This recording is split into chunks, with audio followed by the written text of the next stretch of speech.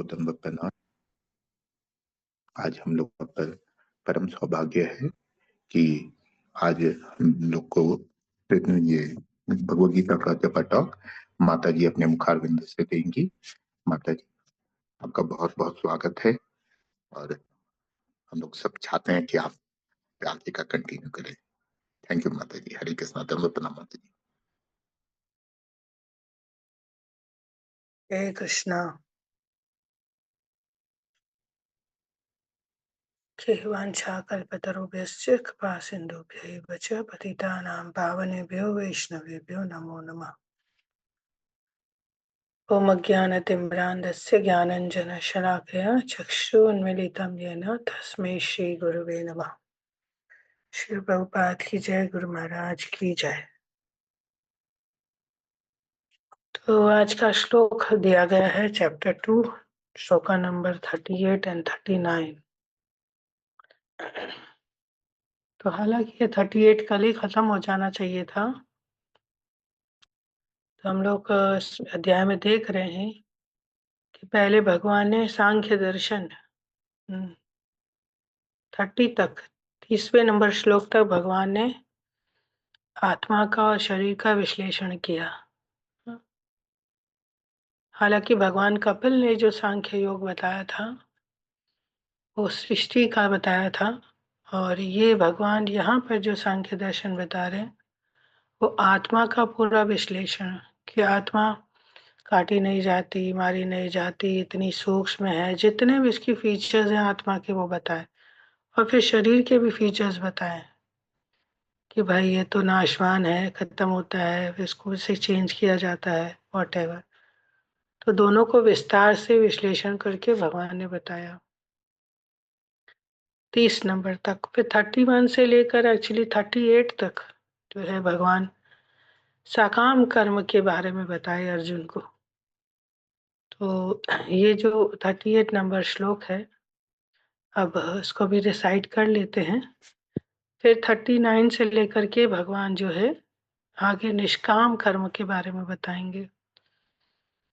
सुख दुख समे कृत्वा लाभ लाभो जय जय तथा युद्धाय युजस्व नैवं पापम अवाप्स्यसि।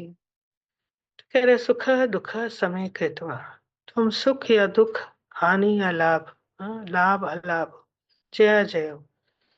सुख दुख हानि लाभ जय पराजय का विचार किए बिना युद्ध के लिए युद्ध करो। क्योंकि भगवान उसे अपना धर्म बता रहे थे क्षत्रिय होने के नाते। तो इसलिए कह रहे अब तुम्हारा जो धर्म है उसके हिसाब से तुम्हें क्या करना है, तुम इन सब विचारों से बाहर निकलो, सुख दुख हानि लाभ जय पराजय और युद्ध करो। ऐसा करने पर तुम्हें कोई पाप नहीं लगेगा। तो प्रभुपाद परपट में एक्सप्लेन कर रहे हैं कि भाई अर्जुन जो है युद्ध नहीं लड़ना चाह रहा था, तो बस भगवान उससे यही एक्सप्लेन कर रहे हैं तुम्हारा कर्तव्य पालन करो, तुम्हें कर्तव्य पालन करना है एज ए क्षत्रिय, और युद्ध करना है। और ऐसा करने से क्या है, तुम्हें पाप नहीं लगेगा।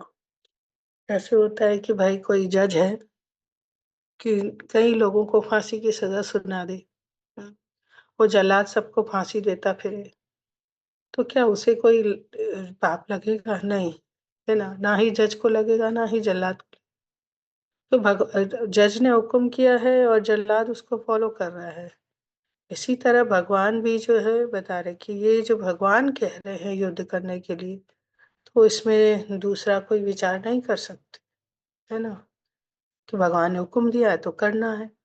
यहाँ पर अर्जुन लाभ और जो है हानि के बारे में सोच रहा है, उसे नहीं सोचना चाहिए। कि पहले तो वो युद्ध करने के लिए आया, उसने सोचा भाई हमको तो कैसे भी करके युद्ध जीतना है, अपना साम्राज्य वापस लेना है ना। तो ये इसमें इसका अपना स्वार्थ हो गया। फिर जब सामने आकर बीचों बीच सबको, अपने रिश्तेदारों को देखा, तो कहा इन सबको कैसे मारूंगा, ये सब तो जीवित रहने चाहिए, क्योंकि मैं उनके साथ संबंधित हूँ, मेरी खुशी है उसमें, मेरा सुख है। मेरे अपने जीवित रहे, हर कोई चाहता है। तो दोनों ही एंगल से जो है वो अपना स्वार्थ देख रहे हैं। तो भगवान उसको इसलिए कह रहे कि भाई आगे के श्लोक में निष्काम जो है कर्म के बारे में उसको बताएंगे। तो अपने स्वार्थ को छोड़ो। क्योंकि हर किसी का जो कर्म है, धर्म है, उसको पालन अगर नहीं किया, और जबकि भगवान कह रहे हैं, मतलब हमको शास्त्रों के हिसाब से ही चलना चाहिए। जैसे भगवान कह रहे हैं, मतलब शास्त्र जैसे हमको कहते हैं वैसे ही करना चाहिए। तो साकाम कर्म में क्या होता है? साकाम कर्म में हमारी जो एंजॉयमेंट है, इच्छा पूर्ति, हम अच्छा करें तो मेरे साथ अच्छा हो, है ना। तो साकाम कर्म में ये है। तो अभी देखा जाए कि अगर हम इस तरह से करते हैं, हम यहाँ पर प्रभुपाद कह रहे हैं ना, भागवतम का श्लोक दिए हैं, देवर्षि भूताप्त नाम पितृनाम न किंकरो नायम ऋणी च राजन सर्वात्मना यह शरणम शरण्यम ततो मुकुंदम परिहित्य कर्तुम। अगर हम लोग अपना कर्तव्य पालन नहीं करते हैं तो हम क्या हो जाते हैं? निस्वार्थ। तो भगवान ने बताया कि वो अर्जुन अपना स्वार्थ देख रहा था, पर अगर भगवान के कहने पर युद्ध करता है तो ये स्वार्थ किसका है? ये भगवान का है। भगवान धर्म की स्थापना के लिए आए हैं। तो अगर भगवान की बात मान करके अर्जुन युद्ध करता है तो उसका उसमें बेनिफिट है। हर किसी को स्वार्थ तो देखना ही चाहिए, हाँ? परंतु असली स्वार्थ किसमें है? अपने आत्मा के उद्धार में, ना कि शरीर के लिए। अर्जुन शरीर के लिए स्वार्थ देख रहा है, भगवान को बता रहे हैं कि आत्मा का स्वार्थ जो है मेन है। हम भी भक्ति करते हैं, सब कुछ करते हैं, हमारा भी स्वार्थ है और ये स्वार्थ होना चाहिए, हाँ।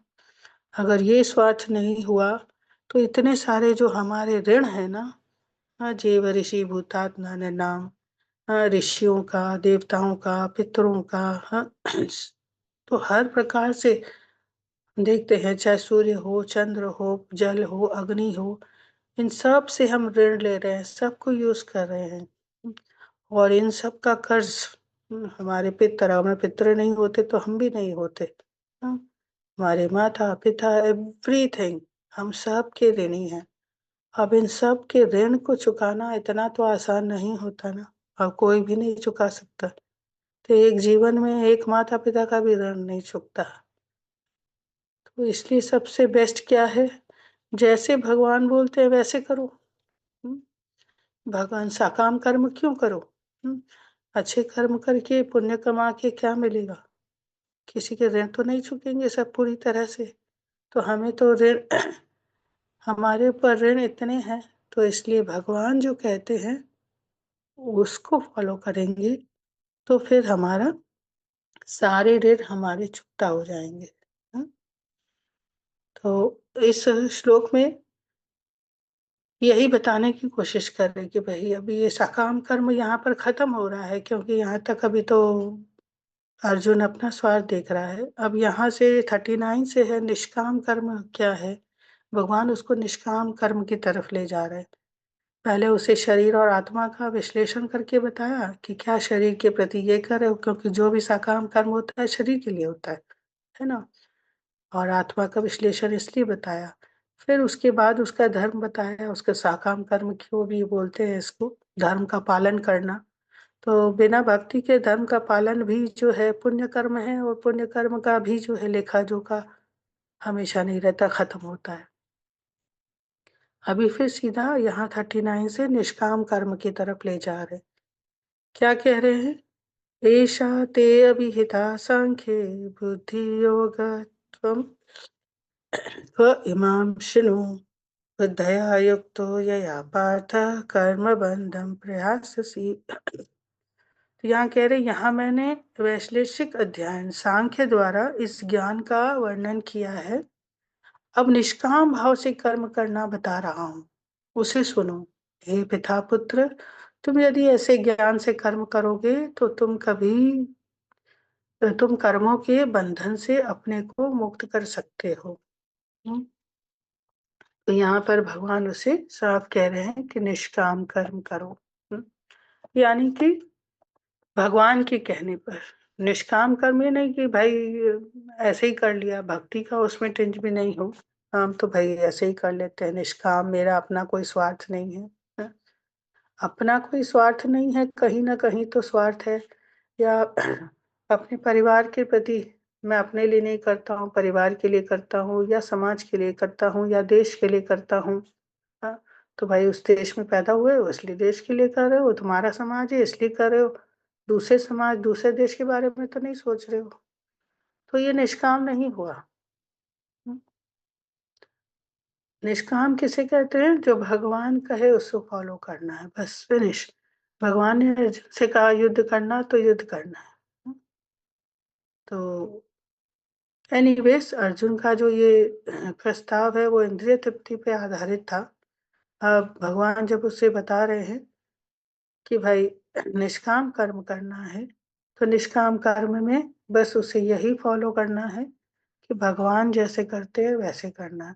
तो हमारे लिए भी यही शिक्षा है कि जो भगवान कहें हमें बस उससे फॉलो करना है, तो फिर सारा क्या है, बंधन से छुटकारा हो जाएगा और ये भक्ति योग कहलाएगा। भक्ति योग के बिना कोई भी इन ऋणों से, इन बंधनों से मुक्त नहीं हो सकता। बाकी देखिए सुख दुख ये सब हमारे कर्म अनुसार हमको मिलते हैं, है ना।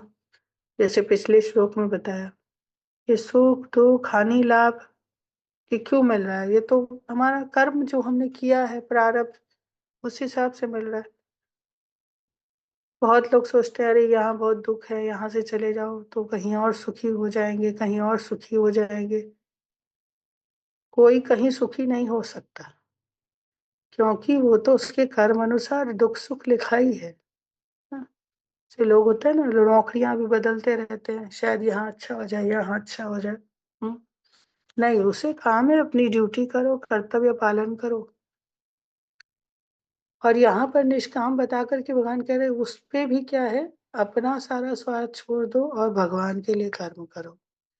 तो भक्ति योग ऐसा योग है, से कहते हैं वो इतना सुगम है कि इसमें शरीर मन बुद्धि आत्मा सब तृप्त हो जाते हैं। सब तृप्त हो जाते हैं, शरीर मन बुद्धि आत्मा भक्ति योग के द्वारा तृप्त हो जाता है। इस शरीर से हम सेवा करते हैं, भगवान के हुक्म का पालन करते हैं, गुरु के इंस्ट्रक्शंस को फॉलो करते हैं, तो हम हमारा शरीर भी क्या, कोई बोलता है क्या भक्ति योग में खाओ पियो मत सब त्याग कर बैठ जाओ, कपड़े मत पहनो ठंडी में, ये सुड़कते रहो, हाँ, या गर्मी में जो है पछते रहो, पंखा मत चलाओ एसी मत चलाओ। तो भक्ति योग में तो ऐसा नहीं बोलता, यानी शरीर का भी ध्यान रखा जाता है। फिर खाएंगे पिएंगे, भगवान को भोग लगाएंगे और फिर खाएंगे पिएंगे, है ना। मन का भी ऐसे ही, बुद्धि का भी है। तो सबसे इम्पोर्टेंट आत्मा का, आत्मा का उद्धार तो पहले करना है, इसमें हमको स्वार्थी बनना है कि अपने आत्मा का उद्धार करना है और कुछ नहीं। हाँ? तो फिर भाई कोई बोल सकता है कि भाई ये जो है इस तरह से भगवान ने पहले अर्जुन को आत्मा का ज्ञान दिया, फिर उसके बाद उसे उसका धर्म जो है वो सिखाया सकाम कर्म, फिर उसके बाद अभी निष्काम कर्म बता रहे हैं। ये सब कहने की क्या जरूरत थी, सीधा ही भक्ति योग के बारे में बता देते थे। हाँ, तो इजी हो जाता था। बोले नहीं इसकी भी जरूरत है। तो बहुत अच्छा उदाहरण एक देते हैं, एक डिवोटी के मुझ से मैंने सुना था कि जैसे एक रॉकेट होता है ना, जब रॉकेट लॉन्च होता है बहुत बहुत बहुत बड़ा होता है, और वो जैसे जैसे ऊपर चले जाता है जाते रहता है, वैसे वैसे उसके एक एक पार्ट्स जो है निकलते रहते हैं और फिर वो सीधा ऊपर जाता है। तो इसी तरह से जो है ये सब की जरूरत है। हम जब ये ज्ञान लेंगे कि हम शरीर नहीं हम आत्मा है, फिर एक एक चीज से ना, रॉकेट एक एक चीज छोड़ करके अपने गंतव्य को पहुंचता है। तो हमको भी ये स्वधर्म सकाम कर्म ये सब से हमको उठ उठ करके जो है सीधा डायरेक्ट भगवान के धाम जाना है। तो ये सब भी बताना बहुत जरूरी है। हाँ, तो भगवान को कोई बोलेगा कि इतना सब कुछ क्यों बताया, भगवान सीधा भक्ति के बारे में बताया। हाँ, प्रभुपाद ने हर परपट में भक्ति को डाल दिया है ताकि इसको समझ सके लोग। ये प्रभुपाद की कृपा है। तो इस तरह से और फिर आगे बताते हैं कि भाई अगर सुख की कामना करते भी है अर्जुन, तो शांति के बिना तो सुख हो ही नहीं सकता। और आज के टाइम में कहीं भी शांति नहीं है, हर जगह वॉर चल रहा है, युद्ध चल रहा है। से नहीं खाली देशों का युद्ध चल रहा है, हर कोई युद्ध का जीवन जी रहा है। हाँ? इतनी बड़ी अभी महामारी गई, कैसे लोग उसमें ये हो गए। हाँ? तो हर प्रकार से, हर तरह से, अभी इलेक्शन आ रहा है, अभी ये आ रहा है, बना लोग अशांत है, पूरा शांति ही नहीं है। हाँ? और बिना शांति के सुख हो ही नहीं सकता। तो शांति कहाँ से मिलेगी? बोले शांति सिर्फ उसी में मिलेगी कि भाई जो भगवान ने कहा है उसको मानो, उसी पर चलो। इससे तुम्हारा शरीर से कोई लेना देना नहीं रह जाएगा, शरीर से की गई एक्टिविटीज का कोई कर्म नहीं बनेगा। और जब कर्म नहीं बनेगा तो ऑब्वियसली हमारा दूसरा जो है जन्म नहीं होगा। हाँ, नहीं तो कर्मों पे कर्म बनते जाएंगे, फल मिलते जाएंगे और हमारा जन्म मरण होता है। तो इसलिए यही जो है शांति का फॉर्मूला है। हमें शांति चाहिए, शांति से ही सुख मिलेगा। शांति उसी में है कि भगवान को ही भोक्ताराम यज्ञ तपस्याम समझे और उन्हीं को ही प्रसन्न करने की हमारी चेष्टा होनी चाहिए। भगवान प्रसन्न तो पूरा जगत प्रसन्न, जगत प्रसन्न तो उसमें हम भी हैं, हम भी प्रसन्न। तो कुल मिलाकर यही जो है निष्काम भाव से कर्म करना यहाँ पर भगवान ने अर्जुन को बताया है। ठीक है, हालांकि इसका परपट बहुत बड़ा है। तो इसके परपट को पढ़ लीजिएगा, बहुत सुंदर है। मैंने जस्ट कुछ कुछ पॉइंट्स इसमें ये किए हैं। ठीक है, हरे कृष्णा। हरी हरी बोल माता जी। बहुत बहुत सुंदर, बहुत अच्छा। जैसे भगवान अर्जुन को समझा रहे, आप भी हम लोग को समझा रहे हैं, ताकि हम लोग भी इस माया जाल से निकल सकें और आत्मा का ज्ञान मिले, सकाम कर्म का ज्ञान मिले और निष्काम कर्म कर्म, ये सारे चीजों का ज्ञान मिले। हरी हरी बोल। बहुत बहुत धन्यवाद माता जी। किसी का कुछ, जी, किसी का कोई प्रश्न है? नूतन मुंदा माता जी। हरे कृष्णा। सादर प्रणाम माता जी। मेरा एक क्वेश्चन है, वो कल के क्वेश्चन से मिलता जुलता ही हो गया माता जी, कि जैसे जज या जो फांसी पे जो चढ़ाता है, उसका भी कुछ क्या आपस में कुछ रिलेशन रहता है पिछले जन्म का, कि जज उसको फांसी की सजा देता है या जो उसको फांसी पे चला चढ़ाता है, तो उसका भी उनका कुछ क्या आपस में रिलेशन रहता है पिछले जन्म का? बिल्कुल, पिछले क्या कई जन्मों आगे का भी हो सकता है, वो कोई ये नहीं है। अगर अपने स्वार्थ के लिए किया है तो फिर वो कर्म का चक्कर चलता रहता है।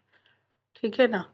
तो बाकी रहा जज जो है, वो जिसको फांसी देता है, तो हम लोग सोचेंगे उसके पिछले जन्म का कुछ कर्म है, जिसके वजह से वो इस जन्म में जिनको जिनको फांसी दिया उसके द्वारा फांसी लिखा हुआ था। हाँ, तो ये सब कैलकुलेट करना हमारे बस की बात नहीं है। ठीक है ना। ये कर्म कांड सेक्शन जो है बहुत ही अजीब है, इसको बहुत उलझा हुआ है। इसीलिए कहते हैं कर्म कांड में न जा करके सीधा हमें भक्ति योग में जाना चाहिए। ठीक है ना। तो हालांकि ऐसा कोई ये नहीं है, परंतु कहीं ना कहीं किधर न किधर तो इसका रिलेशन होता ही है, अगर भक्ति में नहीं है तो। हरे कृष्णा माता जी, प्रणाम माता जी। मतलब हम लोग को इस विषय में सोचना ही नहीं चाहिए ना, कि हमारे कर्म से हमको क्या, या पिछले जन्म का क्या था। मतलब अभी जो है बस भक्ति में बढ़ते रहो, तो मतलब सब कुछ खत्म हो जाएगा ना माता जी। एकदम, बस यही तो भगवान ने जो 38 नंबर दिया है, सुख दुख समय का, जो हमको दुख मिल रहा है, कोई हमको जो भी कष्ट मिल रहे हैं, तो बस हमको इसी ये बात पर ध्यान रखना है कि ये मेरा प्रारब्ध है। और अगर ऐसा इस तरह से रखेंगे तो हम इससे ऊपर निकल सकेंगे। कोई हमें दुखी नहीं कर सकता, कोई हमें सुखी नहीं कर सकता। हमने जो किया है हमारे फल के अनुसार ही ये सुख दुख हमको मिलते हैं। तो फिर हमको उस पर विचार नहीं करना है। हमें तो सिर्फ और सिर्फ अभी का जीवन सुधारना है, कि अभी हम भक्ति में आ गए हैं, तो अच्छे से भक्ति करें कि आगे कुछ और कर्म ना बने, और भगवान के आदेश अनुसार कर्म करने से, जैसे यहाँ अर्जुन आदेश अनुसार युद्ध करेगा तो उसे कोई पाप पुण्य का कोई मतलब ही नहीं रह जाता। तो बस हमें भी वैसे ही करना हरे कृष्णा माता जी, प्रणाम है। हरे कृष्ण माता जी, सादर प्रणाम। माता जी, कभी कभी हमें कोई बहुत दुख पहुंचाता है तो हमारे मन में ये आता है कि भगवान चाहे उनका स्मरण करते रहें। कभी के मन में उस समय नहीं आता है कि हमारे प्रारब्ध के कारण ही हमें दुख दिया है, तो क्या समझना चाहिए? ठीक है, अगर ये नहीं समझ में आता है, चलो भगवान बोले मुझे याद करो तो याद कर लीजिए, बढ़िया है, कोई बात हरे कृष्ण माता जी, सादर प्रणाम। नहीं। इस नीलम माता जी। जी, हरे कृष्णा माता जी। माता जी, जैसे आपने बताया कि निष्काम कर्म योग, तो जैसे हम लोग अपने बारे में नहीं सोच के हम अगर दूसरों के बारे में भी सोचते हैं, परिवार के बारे में, तो भी ये निष्काम नहीं होता है। तो हम्म, माता जी, जैसे मोदी जी है, उनका तो कोई परिवार भी नहीं है, वो मतलब हम्म। कुछ भी नहीं है, तो फिर लेकिन वो सारे विश्व को एक करना चाहते हैं और सबसे वो फ्रेंडशिप करना चाहते हैं। तो उनका जो कर्म है उसको हम लोग निष्काम बोलेंगे? हाँ, अगर वो उसको भगवान से जोड़ कर रहे हैं तो निष्काम ही बोलेंगे उसको। समझ गया, ओके, अभी भी तो तो थोड़ा सा इसको भक्ति नहीं बोलेंगे? एकदम पूरी तरह से भक्ति भी नहीं है, क्योंकि ऑब्वियसली वो हमारे देश के बारे में सोच रहे हैं, है ना, हमारा देश आगे बढ़े, हमारा दूसरे से उतना उसको अटैचमेंट नहीं होगा, अपने देश से होगा। तो ये ओ, एक्सटेंडेड सेंस ग्रेटिफिकेशन हो गया ना। हाँ, वो तो हम लोग अंदर की बात उसकी नहीं जानते, वो किसके बारे में क्या सोच रहे हैं। तो अगर वो हम्म, ऐसे भक्ति योग में है तो वो सबका भला सोचेंगे और सोचते भी हैं, परंतु मेन चीज है कि हम कृष्ण को प्रसन्न कर, भगवान इस कार्य से प्रसन्न हो रहे हैं, तो देखने में चाहे जैसा भी लगे कि अपने देश का सोच रहे हैं, दूसरे का नहीं सोच रहे, ये वो, उससे कोई मतलब नहीं पड़ता। तो वो उनकी बात है कि वो अगर वो भगवान के कार्य समझ करके, जैसे अर्जुन जो है भगवान का हुक्म मान कर युद्ध किया, और अगर मोदी जी भी ऐसे ही सोच रहे हैं कि हम तो बस भगवान के आदेश अनुसार जो है ये सब कर रहे हैं, तो फिर कोई बात नहीं, फिर भक्ति योग है। ओके। और जब जहाँ पे अपने देश के लिए खाली अपने देश के बारे में सोचना आ गया, तो ये भी हम्म, एक तरह का इंद्रिय तृप्ति है। एक्सपेक्टेड, हाँ, सेंस एंजॉयमेंट है ये भी। तो इस ऐसे वाले इंद्रिय तृप्ति में किसको फायदा होता है? मतलब वो जो व्यक्ति है वो अपने मन को संतुष्ट करता है कि उसमें भी उसकी आत्मा को संतुष्टि होती है। ये संतुष्टि किस लेवल की होती है माता जी? मन तक के लेवल की होती है? मन की, बुद्धि की, सब लेवल ओके। तक की होती है। ओके, और जैसे ही भगवान जुड़ जाए उसके अंदर तो वो आत्मा की संतुष्टि हो जाती है, फिर ये भक्ति कहलाता है। हाँ, फिर वो भक्ति कहलाता है। हरि बोल। यस माता जी, थैंक यू माता जी। हरे कृष्णा। हरे कृष्ण। ठीक है, चलिए कुल दोस्त, मिलाकर स्वार्थ के बिना कोई जीवन नहीं है, इसलिए स्वार्थ रखना है, आत्मा के लिए स्वार्थ रखना है, और फिर उसके लिए जो हो उसको फॉलो करना है। हरी हरी बोल माता जी। थैंक यू माता जी।